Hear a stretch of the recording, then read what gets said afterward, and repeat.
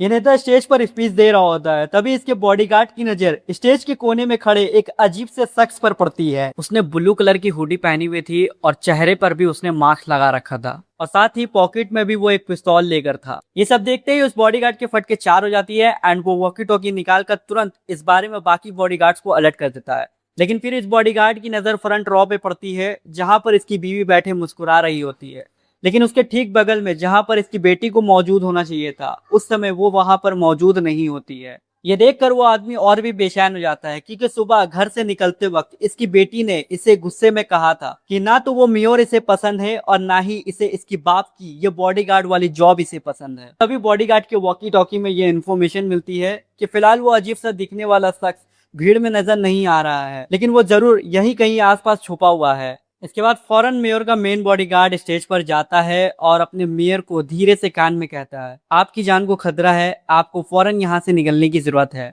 ये सुनते ही मेयर का चेहरा सफेद पड़ जाता है और वो जल्दी जल्दी वहां से निकलने की तैयारी में लग जाता है, लेकिन अगले ही सेकंड वो हुडी वाला शख्स मेयर पे गोली तान देता है। लेकिन इसका मेन बॉडीगार्ड मेयर के ठीक सामने छलांग लगा देता है, जिससे गोली मेयर के बजाय उस बॉडीगार्ड के टांग में जाकर लगती है और इस तरह मेयर की जान बच जाती है। और अगले ही पल उस बॉडीगार्ड की नजर उस वुडी वाले शख्स के टांग पर जाती है और एक मिनट के लिए वो बिल्कुल ही सदमे में चल जाता है क्योंकि उस वुडी वाले के टांगों पर बिल्कुल ही वैसा निशान था जैसा निशान इसके बेटी के टांगों पर था। इस निशान को देखते ही उस बॉडीगार्ड को उसी पल यह समझ में आ जाता है कि मेयर को मारने वाला कोई अननोन आदमी नहीं बल्कि इसकी घर की खुद की बेटी ही थी। मतलब भैया जिस थाली में खाया उसी में छेद था।